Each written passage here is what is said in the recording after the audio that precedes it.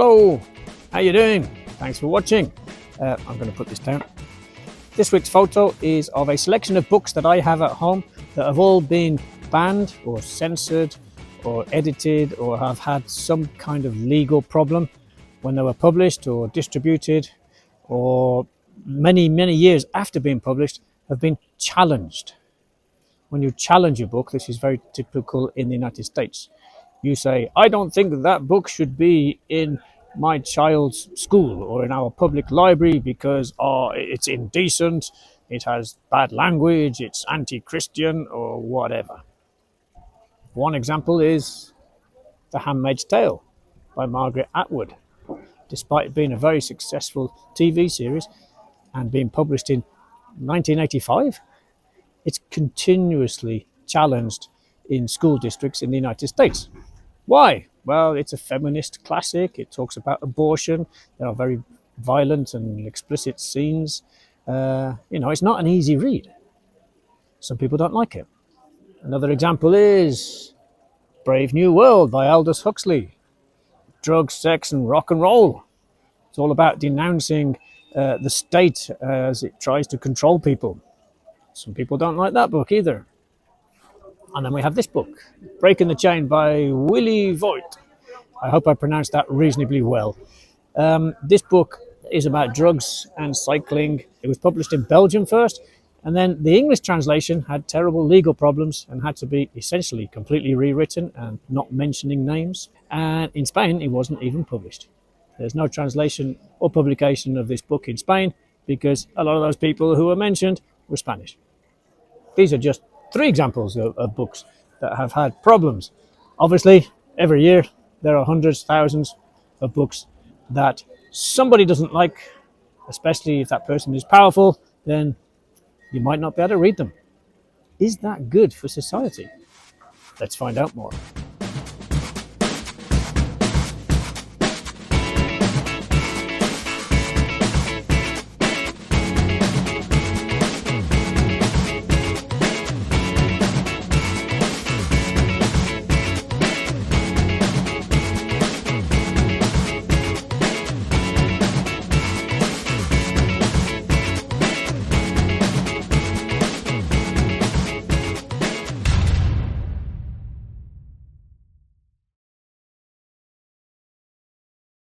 You know, every year the American Library Association puts out its list of frequently challenged books, and it always makes me wonder, we're deep into the 21st century, right?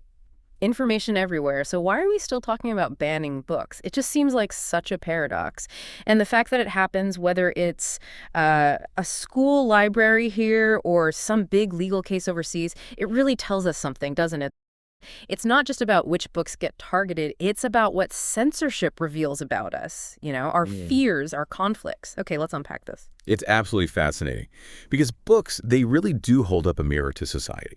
When you look at what gets challenged, you're seeing a snapshot of current anxieties, maybe generational shifts, what makes people deeply uncomfortable. And history shows us that accepted ideas, they change all the time. What was okay 50 years ago might not be now, and vice versa. So when a book hits a nerve, the challenge itself shows you 2 things. Who's got the power right now? And crucially, what ideas are they actually afraid of? Right, the ideas. So how do we make sense of the reasons people give? Is there a pattern? There definitely is. We can think of it in terms of, say, 5 main pillars of censorship.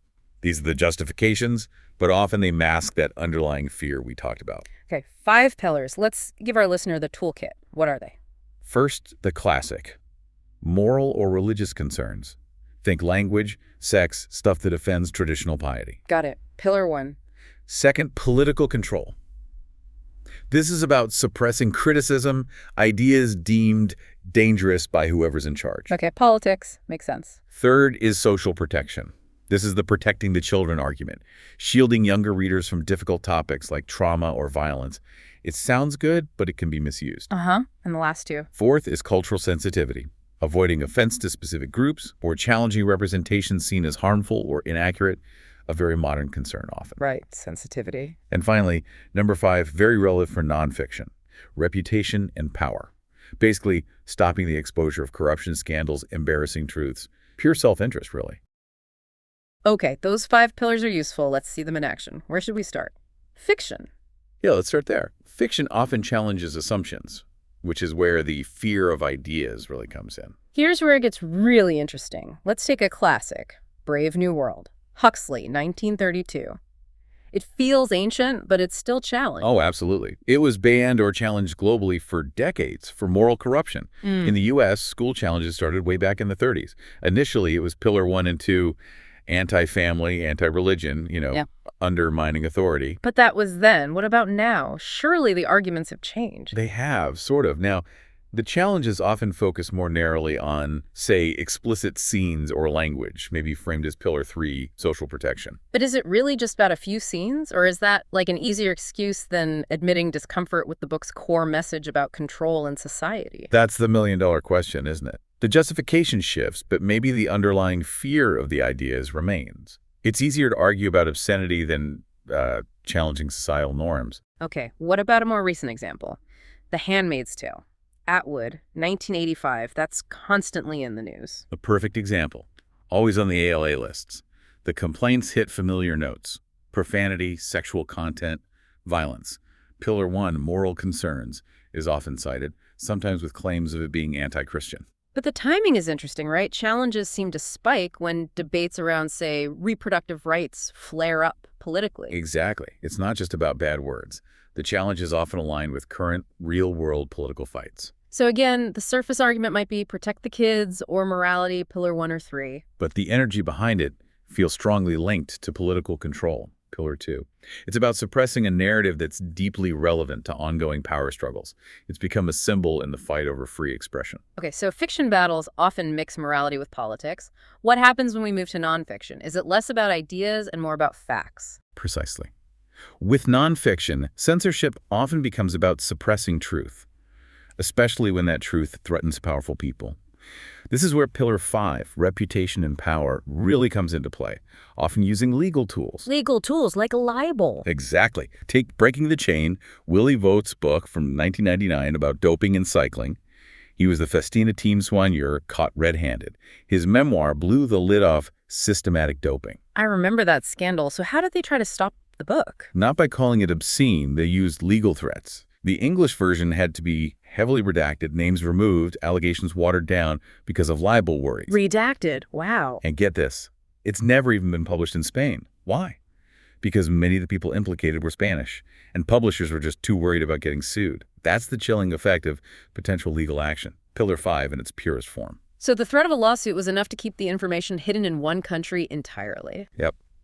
Power and reputation protected by the legal system. We saw something similar, maybe even more dramatic, with Fariña in Spain. Nacho Carretero's 2015 book on drug trafficking in Galicia. What happened there? It named names, powerful people. A former politician sued for defamation, and incredibly, a judge actually issued a temporary ban on the book's publication and distribution. A judge banned an investigative book. Temporarily, yes. It caused a huge uproar. Writers, booksellers, journalists all protested. It became a major case about freedom of the press versus the right to protect one's reputation under Spanish law. So that ban, even temporary, showed how quickly nonfiction that hits powerful interests can be silenced using the legal system. Absolutely. The mechanism shifts from moral outrage to legal challenge, but the goal is the same: control the narrative. So what does this all mean? We've seen challenges based on morality, politics, protecting kids, cultural sensitivity, and protecting reputations through libel laws. It's a real mix. It is. The reasons given are diverse, adapting to the context and the type of book. A dystopian novel gets challenged for its ideas. An exposé gets challenged for its facts. But the outcome is consistent. The outcome is silencing. It's restricting access to perspectives, information, and debate. The key takeaway for you, listening, is to always look beyond the surface complaint. Ask, which pillar of fear is really at play here? Because understanding that fear tells us so much about the society doing the censoring. Exactly. These challenge books, they're like cultural barometers, showing us the anxieties and unresolved conflicts of a particular time and place. Defending the freedom to read isn't just about books, it's about defending critical thought itself. Across all these examples, you see society pushing back against truths or ideas it finds uncomfortable or inconvenient. Yeah, truths about power, control, history, ourselves. Which leaves us with a final thought to chew on. If censorship really does reflect the fears of a society, Right. what subject, what idea, what perspective that's being challenged right now, maybe in your own community, maybe online, what will people look back on in 50 years and say, wow, that was the big truth our era tried to repress?